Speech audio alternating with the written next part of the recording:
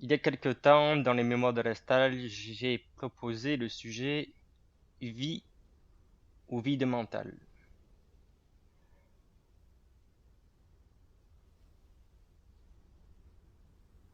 Nous y en sommes aujourd'hui là, et pour vous parler de ce sujet, la vie ou le vide mental, je dois vous parler du service au divin par l'influence du rayon envoyé à vous. Dans cette vidéo, j'essaierai de catalyser les informations qui me seront données et celles dont j'ai pris note pour la transmettre. Très peu d'informations. Très peu d'informations car, figurant au vide mental, et par la suite, lorsque vous aurez la compréhension de cette différenciation, sujet très peu important et très peu incomplet en rapport étroit avec le supramental. Est-il beaucoup plus utile et avantageux de parler du supramental que de parler de la vie ou du vide mental? Mais le thème de la vie ou du vide mental est un thème qu'on ne peut pas louper, car c'est un thème qui permet d'ouvrir la porte au mental, à son fonctionnement et à toutes les énergies d'influence par lesquelles il est pénétré. Donc c'est la porte ultime pour le grand discernement, qui est lui, en tant que discernement, la clé fondamentale à son évasion hors des ténèbres, et la clé fondamentale aussi pour l'ascension. Probablement, je vous dis aujourd'hui, dans une citation,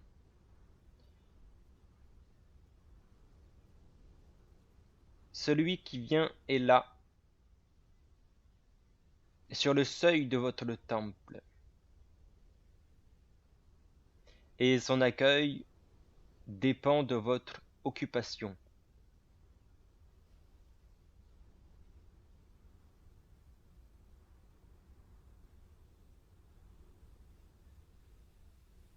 Plus simple serait-il d'établir ce sujet dans un espace de communication, donc au travers de questions, qu'au travers de ma propre compréhension du sujet totalement réalisée.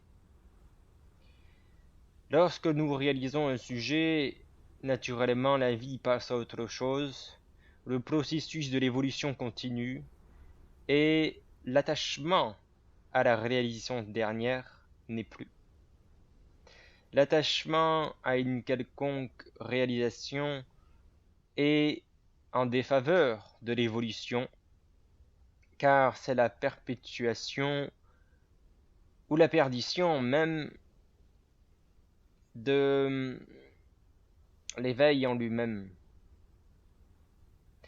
Toutes les rattaches spirituelles, toutes les rattaches de connaissance, de réalisation ne sont rien comparé au processus de transmutation. Mais nous pouvons, avec les connaissances à de nombreuses reprises, tout transformer pour la quête et pour le jeu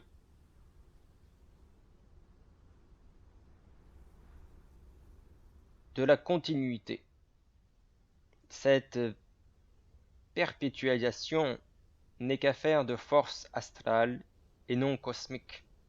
Les forces cosmiques sont si peu répandues sur la Terre puisqu'elles transmutent tout, donc détruisent tout ce qui se fait maintenant inutile.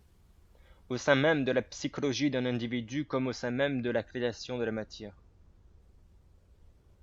Voilà les forces cosmiques, voilà leur puissance.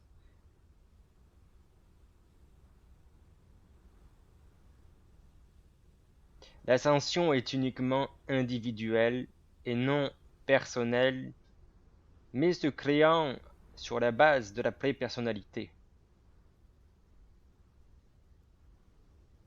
L'ascension est un processus majeur qui se déclenche anonymement, glorifiquement et antérieurement à toute forme de présentation et toute forme donc d'évolution.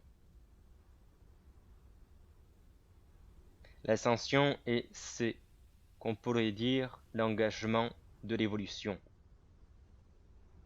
Cela n'a rien à voir avec les regroupements ou organisations d'humanistes en quête d'éveil ou en recherche spirituelle, n'ayant pas suffisamment d'être réalisés au sein de leur groupe, réalisés véritablement sur le chemin du Dieu vivant, pour apprendre à percevoir miracle, et autrement dit, ce que je nomme la présence de l'intime.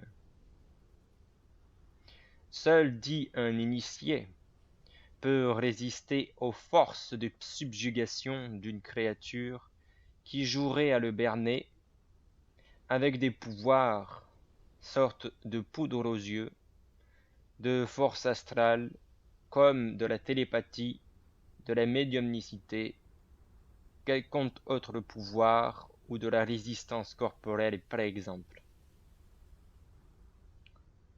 Tout ce qui a une durabilité n'est pas sur le processus de l'évolution. La créature qui manipule les forces élémentaires n'a aucune emprise sur un initié, c'est-à-dire un être fait Aum plutôt que cosmique, un être même, comme je le disais, plutôt cosmique, castralisé, puisque cette créature ne peut pas dépasser les forces mentales, les forces d'induire. La base de l'initié ou de l'homme nouveau est la purification, et non le rayonnement. Autrement dit, par base de purification, la destruction totale de toute idée qui lui viendrait. Et par-dessus cette destruction, la transfiguration s'impose plutôt qu'une transformation. Lorsque vous serez en totale harmonie avec ce que vous êtes, alors il n'y aura plus de frontières ni de séparation, où chacun sera positionné selon son potentiel, là où il pourra s'articuler correctement. Et c'est vous, c'est à chacun, de par une correcte et une bonne relation d'esprit, guidé à cela, au sein même de l'Aum, qui a développé les êtres figurant tout autour et s'articulant au sein de la réalité. Vous serez en pleine mesure d'être ce que vous êtes lorsque votre monde changera, c'est-à-dire votre relationnel ou le rapport de conscience entretenu avec la conscience du monde. Car il n'y aura plus besoin de moyens hiérarchiques, plus de gains ni de pertes, plus de maîtres et de disciples, plus de passé ni de futur, plus de recherche. La recherche coupe la spontanéité du savoir de l'homme. Il n'y aura plus tout ça, puisque ce que vous serez incarnera naturellement la loi de la lumière, qui est guidée par l'influence même du rayon. Rayon présentement associé à votre seuil d'évolution. Autrement dit, dans l'apparence d'un vide mental s'installera à la table de votre cœur le solaire de la vie véritable.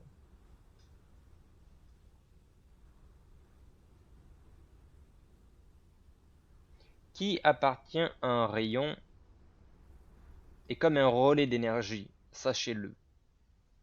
À l'épreuve, pour ne pas dire devoir, de centraliser cette énergie et de la distribuer à pleine puissance. En ceci, je vous annonce que la pensée doit se matérialiser. La pensée, bien qu'inexprimable et inexplicitable, doit se transfigurer, se convertir dans votre espace mental pour ensuite que le discernement fasse son travail et qu'elle puisse se répandre au travers d'idées.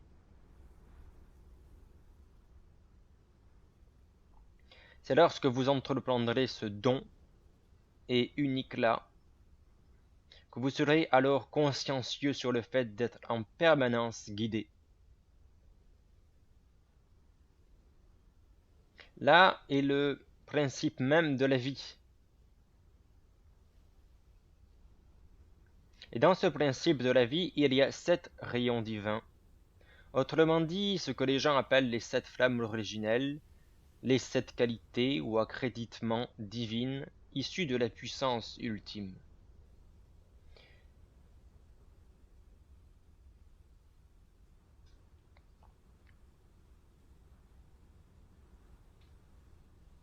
Mais avant de vous parler de ces 7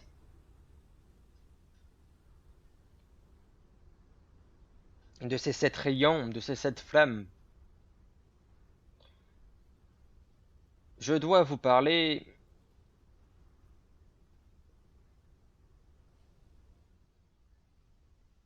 de leur principe.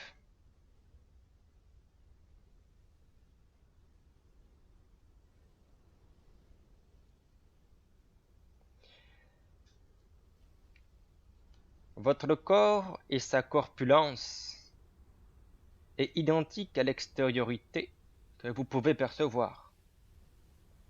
Car si la pierre en minéral est symbole d'amour et de sagesse, elle exprime ses accréditements dans la science et la durabilité, qui est aussi présente donc minéralement en vous. Là est la beauté du matérialisme. Le monde matériel n'est pas sale, seul votre regard au-dedans le salit et le pervertit. La matérialité est utile. Et si la force est de la volonté qui existe en vous, c'est parce qu'elle est du second rayon éternel que le végétal a pour expression, afin d'en témoigner et de vous en rappeler au végétal qui est en vous. La troisième flamme est une qualité d'intelligence que toute animalité a pour soi. La troisième flamme est la qualité de l'intelligence au centre de la provocation émotionnelle et sentimentale. La quatrième est affaire de beauté, de poésie, de l'art et de la magie, qui exprime sur un certain degré le monde des génies. En cinquième arrive l'harmonie, aussi faite en glace, pure poésie, car c'est la flamme de l'angélisme en vous, vivant dans le monde des anges.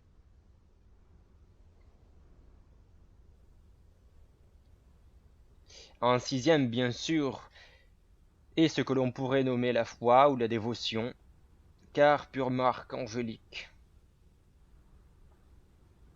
Voilà les vertus incarnées, dévouées à ce qu'il a été dit, le Père a dit donc au paradis. Je précise qu'il n'est rien de point à faire en fanatisme. Finalement, tout ce que le Père a dit est là et se répercute dans la syntonique du paradis.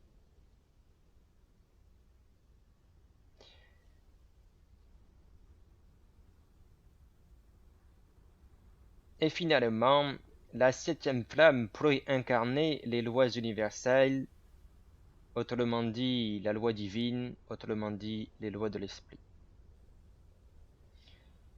C'est un cérémonial incliné sur le principe de l'unité. C'est la notion du sacré et de la place particulièrement donnée des choses par l'esprit. Alors maintenant, quelle est l'influence du rayon envoyé à nous? Le rayon dont je parle, dans cet espace de vie, est l'expression ou la manifestation de force. Il y a 4 niveaux d'expression de ce qui est nommé extraterrestre, c'est-à-dire en dehors ou davantage que le terrestre, qui sont connus actuellement. C'est à ce niveau d'expression où peut se créer un jour l'espace du vide mental. Il y a le niveau, bien sûr, physique. Il y a le niveau fictif. Il y a le niveau d'énergie pure. Il y a le niveau d'énergie qui n'était pas connu sur la Terre encore, mais qui aujourd'hui est totalement reconnaissable. C'est le niveau intergalactique. À ce niveau-là, à ce qui est intergalactique, cela est comme équivalent à la relation qui peut exister entre l'atome et la lumière. De là a été inauguré ou imaginé le concept même de la quanticité, et ce niveau-là n'a pas de forme. C'est à ce niveau-là que tout se situe en ce que l'on appelle les archanges. C'est un lieu d'élémentaire pur. C'est de là où je peux puiser votre affiliation archangélique, qui sont, pour le mode mental de la Terre d'aujourd'hui, conceptualisés sous les éléments de sa création. Sur le plan physique, c'est le lien qui bâtit l'interconnexion entre les dimensions. C'est le lien qui bâtit l'interconnexion entre deux réalités distinctes d'un esprit conjoint. Sur le plan physique, a-t-il été créé la possibilité de la rencontre, la possibilité de la projection entre le moi et le soi. Le plan physique manifestera toujours un autre que soi.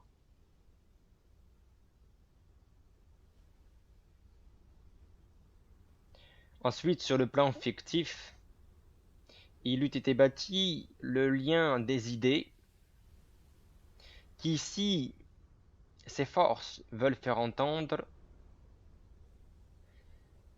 usent. Mais ils en usent uniquement pour l'homme qui est aveugle ou aveuglé sur certaines choses. Le plan des idées sert à cela, à restructurer la vision, le regard de l'homme aveugle. Car les idées vont se matérialiser dans un espace-temps, et à ce moment-là, elles réduisent sa sublimation pour devenir ensuite une forme qui peut être identifiable dans un véhicule physicalisé, mais bien identifiable à condition encore que de la part de l'individu cherchant à réaliser son idée, soit en vertu de bonne volonté, ou à savoir la reconnaître, à ne pas la dénigrer, à savoir appliquer le sens du discernement, et c'est à ce que les gens appellent, par exemple, lorsque tout ceci arrive, les manifestations paranormales, ou aussi les signes spirituels, en quoi les guidances, ou autres les synchronicités, etc. Mais cette formule d'expression est plutôt rare, car elle n'est mise en place que lorsqu'il y a un programme particulier pour l'individu qui est aveuglé et qu'il doit retrouver la vue. Si dans les puissances cosmiques, on a à le rencontrer aussi, ou à en faire des expériences d'évaluation vibratoire de son être. Autrement dit, est-ce que l'être est prêt ou non à évoluer? Mais ce genre de manifestation leur demande d'avoir une certaine responsabilité sur les conséquences qui pourraient être engendrées. Et ces forces n'aiment pas leur responsabilité, dans le sens où si elles se disent responsables, elles prennent une place hiérarchiquement supérieure aux autres forces qui l'accompagnent. Or, ces forces de pure intelligence ne souhaitent pas être supérieures à quoi que ce soit, donc elles préféreront toujours œuvrer ensemble, désengager leurs responsabilités.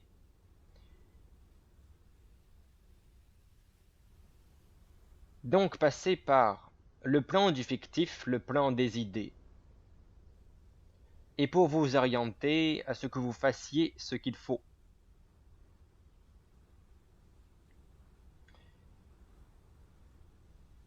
C'est là-dedans qu'est pris par le processus de prendre parti ou de se déclarer. S'ils veulent que l'être prenne parti à l'évolution d'une certaine chose dans un certain style ou dans un certain cycle, pour avoir une certaine conséquence sur le monde, bien que infiniment remarquée comme petite action, ils agiront au travers des idées. Mais s'ils veulent que l'être se déclare, c'est-à-dire se transforme rapidement, qu'elle gagne en responsabilité, donc responsabilité qu'elle soit astrale ou cosmique, alors ils agiront sur le plan de la matière. Les actions créées sur le plan de l'énergie pure en elles sont toujours d'une source dite angélique, et celle-ci n'est plus du tout représentée par la matérialité ou les idées, mais celle-ci d'une perception affinée de tout cela. C'est une sorte de poétisation de la vie ou d'une émanence naturellement philosophique, d'un rapport étroit avec la vie. Et ceci n'est pas possible, ou n'est possible, qu'à partir d'une vie qui est vécue.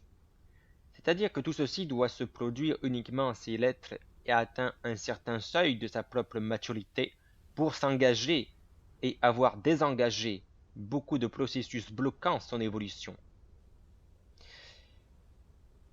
C'est ainsi donc le choix de la vie plutôt que le choix de la mort, c'est-à-dire le choix de la glorification ou de la gratification poétique. Tout ceci ne peut se produire que dans le phénomène du charisme. Le charisme qui n'est plus du tout une affaire de visibilité. C'est une affaire de rayonnement. Peu importe qui ou quoi remarque votre charisme, celui qui n'est pas branché charismatiquement lui-même sur des hautes fréquences ne pourra jamais remarquer votre propre puissance. Mais celui qui a affaire à sa propre maturité charismatique pourra de nature remarquer votre inclinaison charismatique. Pour finir, il y a ce dont j'ai parlé des élémentaires. Purs élémentaires. Ce sont bien les images des éléments de création cosmique, bâtissant tout ce que l'on pourrait percevoir d'une galaxie dite naissante ou d'effondrement. Ce n'est pas explicable, car ce n'est plus du tout lié à une quelconque relation mentale, c'est un vide total, une absence entière de l'opinion. C'est le lien entre la lumière dit l'esprit et la conscience dit sa chair. Manifester, écoutez bien, en neutrino. C'est une affaire de pure neutralité, c'est-à-dire de forme totalement neutre et particules élémentaires. Écoutez bien ce que je vous dis là, c'est vraiment une corrélation et de manifestation dans ce qui est nommé les neutrinos.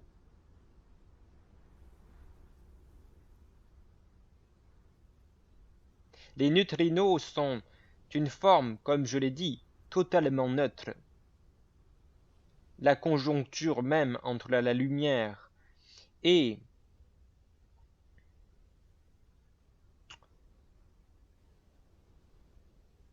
le photon, plus petit encore même que le proton, plus petit encore même que l'atome. Les neutrinos sont des particules élémentaires de création, où, je le répète encore une fois, la neutralité est la base de leur présence.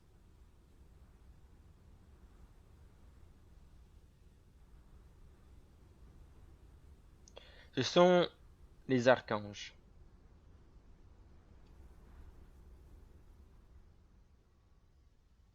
Donc, voilà, il y a bien 4 moyens d'influence, mais il y a 7 seuils menant à l'autel de ces influences.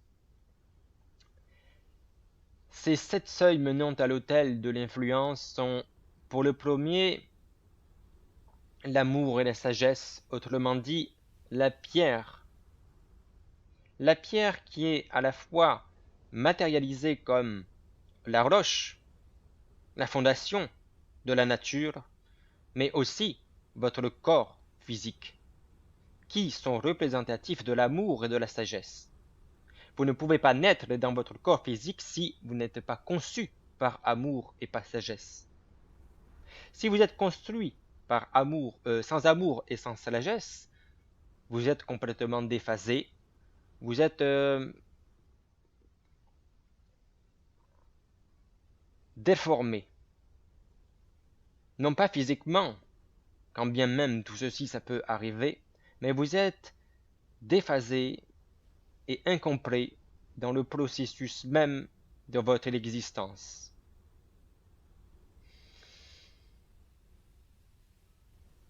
Le second seuil serait ce qu'on appelle, comme je l'ai dit tout à l'heure, les forces et la volonté.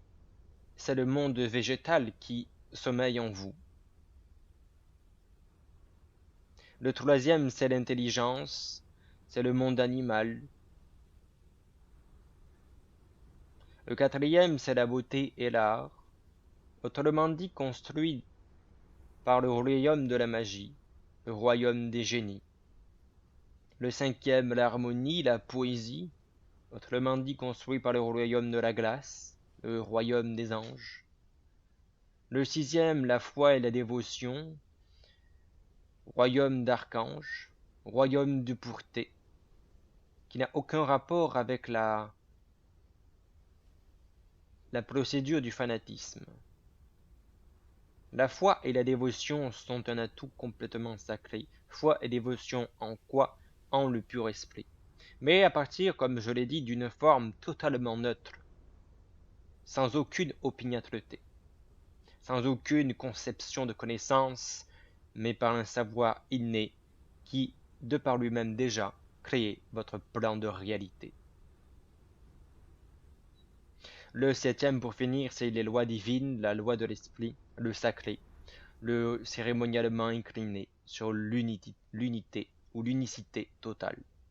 La notion du sacré et de la place qui y est donnée au sein même d'une entité. Et ce n'est plus alors régi sous les ordres ou la réglementation dite humaine. Voici des exemples vivants d'un univers. Autrement dit, pour comprendre comment vous êtes bâti au travers de ce vide mental et au travers du phénomène de la vie, dites-vous que vous êtes votre soleil central et que votre soleil central est votre corps d'esprit qui brille en vos cœurs. Votre soleil physique est votre cœur physique. Et vos organes sont des systèmes planétaires, et vos cellules sont des peuples, et vos microparticules sont des sédiments ou spécimens individuels. Pour ces microparticules, l'un de vos atomes et d'une de vos molécules et cellules, vous êtes pour ainsi dire un Dieu vivant. Et ils n'ont aucune conception de ce que vous êtes réellement. Ils ne connaissent ni vos intentions, ni ce que vous êtes, mais ils œuvrent pour vous. Et donc, ramenez toutes ces choses à votre échelle physico-réelle, et vous comprendrez physiquement et facilement devoir vous intégrer, vous aussi, dans la conception d'un corps cosmique. Vous posez sur un organe, vous intégrez dans un groupe pour agir pour un ensemble. Aussi astucieusement que possible, que savant, perceptiblement ou subtilement selon vos caractéristiques possibles, selon la maturité de votre mémoire de reflet. Si un être fait des progrès, son onde va s'accroître et toucher l'ensemble pour que tôt ou tard tout ceci atteigne une masse critique, ce qui fera basculer la totalité sur une métamorphose. Là est la puissance de l'individualité. Alors vous comprenez bien que tout ceci a pour base une grande humilité, car dans la vie, celui qui est conscient sait qu'il œuvre pour la totalité de la vie. Vous n'imaginez pas l'importance de toutes vos petites actions, qui sont le socle de toute prochaine grande action mondiale, mais grande action clouée par un être s'illustrant en être de concepteur. Mais quelle ignorance de sa part! Quelle ignorance de croire que c'est lui qui a inventé cela, alors que c'est la totalité de chaque petite action de l'ensemble d'un tout qui a, à un moment donné, créé le basculement et donc la manifestation de son acte. En vérité, voici ce que vous pouvez souhaiter retenir pour toujours, pour la vie éternelle, comme pour celle d'aujourd'hui. Reconnais cette citation, j'envoie le messager devant tes yeux, pour parler le chemin qui est devant toi, et que d'un regard pur tu puisses observer ce qui s'ensuit, c'est-à-dire que le plus petit dans le royaume des cieux est plus grand que lui-même.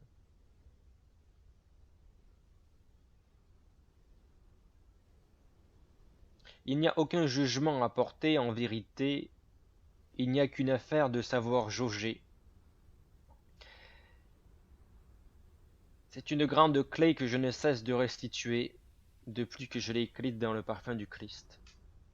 Cessez vos jugements lorsque vous pourrez le remplacer par la possibilité ou la maturité de savoir jauger. Certaines choses vous correspondent, d'autres pas. Et tout ceci est selon votre maturité et la qualité du pan de votre écorce, ainsi donc de la tendresse de votre bois. Considérez comme Aum que la créature qui est orientée vers la maîtrise et non le contrôle, et donc l'harmonie avec l'âme. Avant cela, il n'est que question de créatures humanoïdes, de guignols, d'automates, car tous acquiesceurs des influences permanentes et de forces astrales, et tous bien ignorants de tout ceci. Tel que moi, celui qui est là, comme envoyé, conseille alors une énergie avec une notion d'accélération ponctuelle sur un moment précis, sur un moment prédéfini, sur un certain courant avec certaines puissances. Et de par son avancement et son propre cheminement, l'envoyé exerce une sorte de chamboulement dans la vie de chacun. Je veux dire qu'il force le destin à accélérer les événements en œuvrant lui-même sur les événementiels. Et œuvrant sur les événementiels, ne pouvons que y pénétrer en passant par le phénomène de l'avènement. Débloquant ainsi donc les situations et appelant à des corrections de l'esprit, mais lui-même à faire prendre conscience des leçons de la vie. Tout à fait de même, l'identique type d'être créé, des discussions qui favorisent l'appel de certains courants ou idées courantes de pensée, pour l'individu qui l'écoute, afin qu'il puisse au possible créer lui-même sa propre mutation et sa transformation de ce qu'il en accueille. Il faut que je parle un petit peu du phénomène de savoir jauger, ou d'être en capacité de jauger, car le jaugement n'est pas une affaire de possession, mais bien de délivrement. Le jugement est une affaire en outre, lui, de possession. Mais la condition de savoir jauger est une affaire de libération, de pardon. On ne jauge qu'à partir d'un plan mental épuré, donc vide. Si le plan n'est pas vide, l'on juge, parce que l'on y met une expérience de vie, l'on y met une expérience de comparaison avec sa vie, et l'on y met du coup une condition d'opiniâtreté. Mais si le plan mental est vide, épuré de toute notion d'expérience ou de toute notion, autrement dit, de personnalité, si la dépersonnalisation est là, il n'y a donc plus de jugement, mais il y a la capacité de savoir jauger, donc la capacité qui induit même au discernement. Pour savoir jauger, il faut au préalable être en mesure de faire beaucoup de discernement. Car par exemple, si vous entendez paroles à la fois dures et froides, eh bien, en réalité, elles ne le sont pas, mais elles sont bien inflexiblement chaudes. Elles sont donc sévères de constat, donc tranchantes de conscience. Et là, nous pouvons rebondir sur une parole qui fut été dite, car la parole dite du Dieu vivant est bien vivante et bien efficace. Elle est plus tranchante qu'une épée quelconque à deux tranchants, permettant jusqu'à partager une âme et esprit, jointure et moelle. Elle jauge les sentiments et les pensées du cœur. Nulle créature n'est cachée à la finalité, mais tout est à nu et à découvert aux yeux de celui à qui nous devons rendre compte. Ne croyez pas que je sois, a-t-il dit, venu apporter la paix sur la terre, mais je suis venu apporter la paix par l'épée. Car je suis venu mettre la division en vous, entre l'homme et son père, entre la fille et la mère, et l'homme qui aura pour ennemi les gens de sa maison, puisqu'il aura de conscience compris ce qu'il a compris. Et donc, il aura de conscience vu ce qu'il accomplit. Est-il ajouté davantage plus précieux, mais énigmatique pour l'endormi, que celui qui aime son père ou sa mère plus que moi n'est pas digne de moi, et celui qui aime son fils ou sa fille plus que moi n'est pas digne de moi. Celui qui ne prend pas sa croix ne me suit pas, n'est pas digne alors de moi. Celui qui conservera sa vie la perdra, je le dis ainsi, et celui qui perdra sa vie à cause de moi la retrouvera. Celui qui vous reçoit me reçoit, et celui qui me reçoit reçoit celui qui m'a envoyé. Celui qui me reçoit est un prophète en qualité de prophète, recevra alors une récompense de prophète, je le dis ainsi, et celui qui reçoit un juste en qualité de juste recevra une récompense de juste. Quiconque donnera seulement un verre d'eau froide à l'un de ses petits, parce qu'il aura été mon disciple, je vous le dis en vérité, il ne perdra point sa récompense. Bon, si vous souhaitez que je vous éclaircisse cette parole, dites-le moi en commentaire et je le ferai. Car pour moi, il n'y a rien de compliqué là-dedans. Mais peut-être que pour vous, tout n'est pas clair. Alors, je me dois d'essayer de vous expliquer selon la correspondance de votre mental d'aujourd'hui. Vous n'avez juste qu'à me le dire et je le ferai. Maintenant, j'ajoute autre chose pour conclure cette vidéo sur la vie et le vide mental.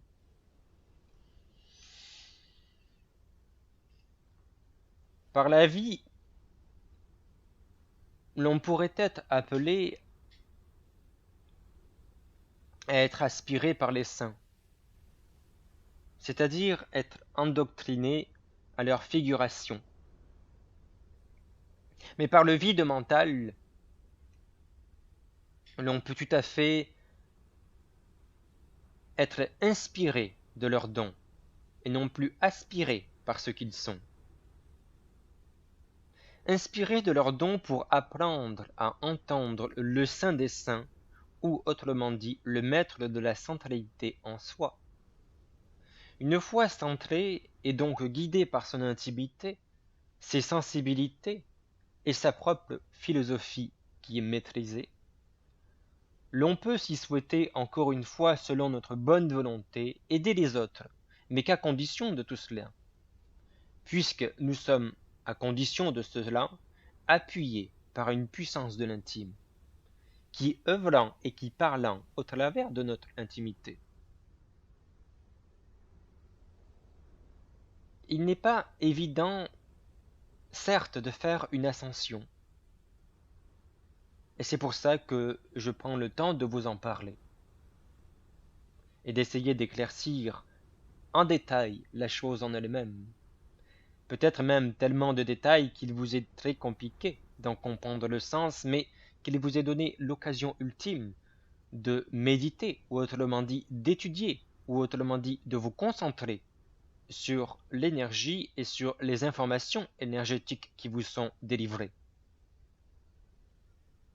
Sans un effort de votre part, vous n'arriverez à rien. Il est donc inutile d'aller voir quelconque maître, d'apprendre sur quelconque livre, si vous ne voulez pas faire l'effort même de comprendre ce que vous faites et ce pourquoi vous le faites. Posez-vous la question de pourquoi vous êtes aujourd'hui en train de regarder cette vidéo et qu'est-ce qu'est la force qui vous a poussé à écouter tout ceci. Il y a quelque chose à en retirer et c'est cela qui doit être le point central de votre motivation. La motivation ne doit pas être l'acquisition de quelque chose, mais bien la propulsion d'une quelconque chose.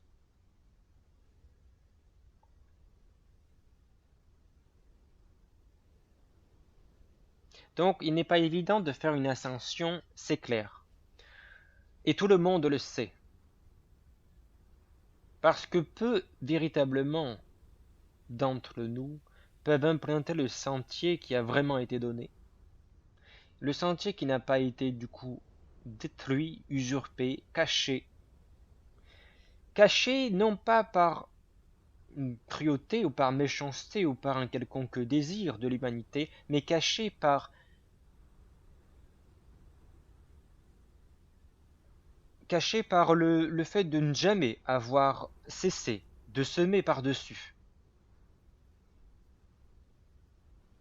Au-dessus de ce sentier qui a été donné, il y a aujourd'hui une sorte de forêt, ce qui est beaucoup plus du coup ombrageux et difficilement cernable, mais néanmoins celui qui se garde la nécessité de le faire, parce que lui-même pourra en cela, lui, percevoir quelque chose qui lui octroie une sorte de capacité d'être beaucoup plus heureux. Celui qui a tout compris,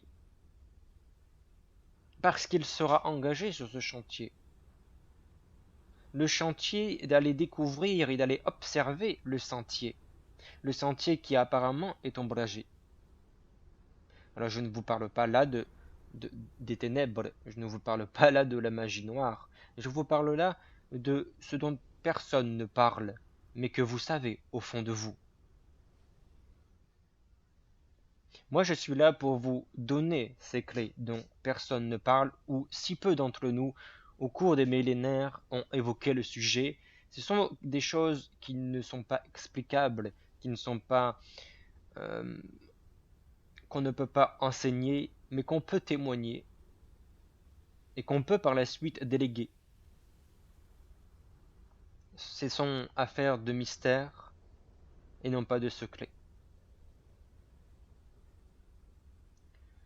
Celui qui a donc tout compris sera beaucoup plus heureux, puisque celui qui est heureux donne naturellement le bonheur au collectif. L'être peut par ailleurs aussi disjoncter, il faut le savoir, face à l'énergie du rayon qui lui est envoyé. Nous ne pouvons pas alors recourir à sa maîtrise. Pour contrecarrer ce phénomène de, de pétage de plomb, pour ne pas disjoncter, en général, l'individu qui se retrouve face à un envoyé décide spontanément au travers de son ego de se sécuriser et de dénier, renier ce que la vie, au travers de l'envoyé face à lui, cherche à lui apprendre. Et très naturellement, celui vivant une telle expérience qui est très souvent arrivée,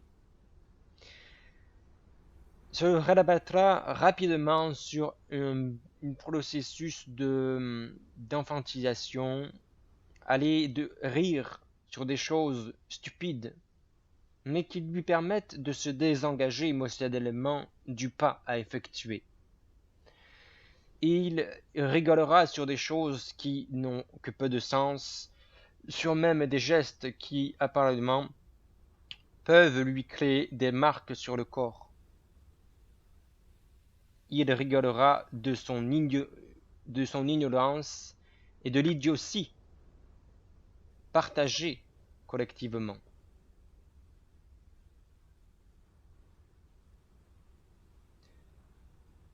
Alors pour cela, pour ne pas donc disjoncter face à l'énergie du rayon qui est envoyé, il faut une sorte de préparation, celle d'apprendre à être centré, c'est-à-dire réagir en conscience, et non plus réagir en pulsion.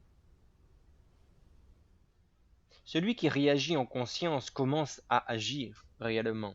Celui qui réagit en conscience s'octroie la libération d'utiliser la magie.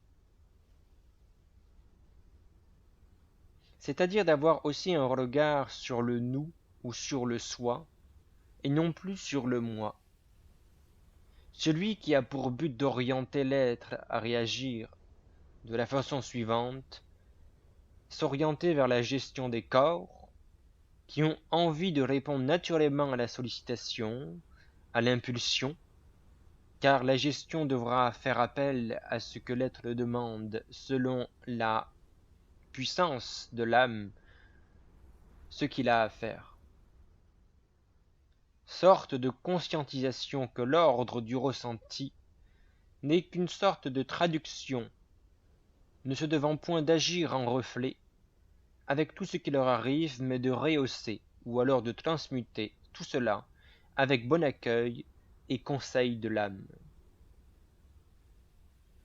Cela contre les contrera les mécanismes des réactions et favorisera le rapport avec l'action réelle qui est entreprise par le découlement même de nature des corps supérieurs au physique. C'est comme de demander à l'ange de nous enseigner et de nous accompagner à entreprendre ce qui se doit, et cela s'accomplit dans le comportement ou les mouvements du quotidien, les mouvements du pensif, les mouvements physiques, les mouvements organiques ou psychiques. Là-dedans, le thérapeute informé de tout ceci, le thérapeute vraiment en quête de réalisation peut vous aider. Le quelconque guignol, qui peut être un quelconque conseiller, ne peut pas vous aider à tout cela. Mais il peut vous soulager d'une quelconque non-manifestation de tout cela.